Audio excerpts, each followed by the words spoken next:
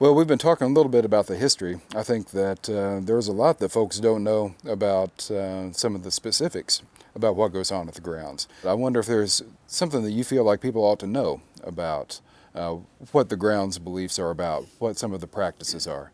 Especially, it seems to me like you've talked a lot about the fire. Could you tell us a little bit about what the fire means?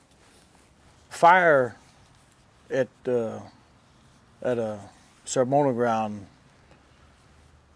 is the center of everything. I spoke earlier of our word that we use for our ancestors, and that translated from Cherokee into English, it literally means our old blood, and that fire is sort of in that same category. When we speak of the fire, we have special announcements that we make about the fire to remind us of certain things before our dance meetings begin. And one of the things that they talk about here that's officially announced, like in a speech form in the Cherokee language before we dance, is that this fire has witnessed our whole history before we were here, before we were born. And so a speaker, he may go down the list of things that the fire has seen, like war and people starving. And so by just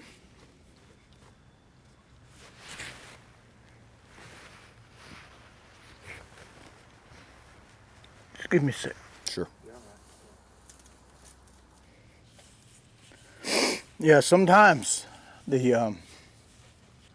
our history, we really feel it, and it's difficult to talk about at times.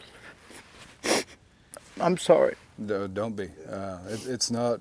It's not often. I don't think that we see history resonate with people the way that it does with someone like you. I think who is so close to it. And what you're talking about, it sounds to me like, is the fire has seen all of that history. It's seen every bit of it. I think Christian folks would understand this in the way that they would say that God has seen everything and understands all that's happened to us and all that's going to happen to us. And let me ask this: would it be fair to say that in the same way that folks understand that,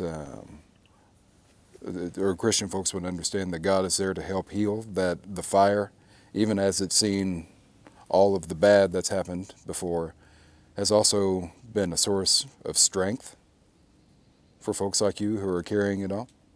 Yeah, the fire has seen it all. The successes and failures. But it's important that we acknowledge the fact that the fire that has seen all those things is still here for us. And kind of leads our way. It lights our path. And by reminding our own selves over and over, and our children, they get to hear this. That way, our history gets down in their body, in their soul, and they know who they are. Or they feel it like you feel it, I think. And that way they're protected. Mm-hmm. They don't question if it's valid or not. It's them. Mm-hmm. It's us. It's who we are. Mm-hmm. It only belongs to us. And we realize, the ceremonial people, that we have to stay together. We have to support each other.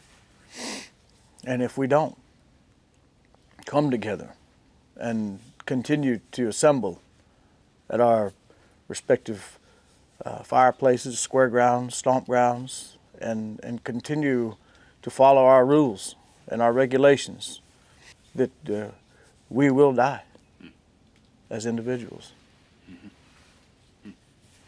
Or we will survive as families, as warriors, as tribal towns, communities, and we will maintain our identity, and we will retain the knowledge that's been passed down to us, and we will pass it on down. And we will stand together, and we will continue to work for our ground. And I hope and I pray that the other grounds will do the same, because we are all part of one big cultural, historical team. You know, we all come from the southeastern part of this country. And the fact that we have survived all of the things that has happened to us, all of the obstacles that we had to cross, and hardships and the loss of life and the loss of knowledge, the things that we have left are so precious that we have to continue on, because this type of job that we have, this type of lifestyle that we maintain, this way of thinking, this way of treating each other with respect, and these sacred songs and the medicines and the things that only come from us. They don't come from somebody else. They were not forced on us. They are ours, from our Maker. If we don't continue on, then it will cease to exist, because there's no one else that can do it.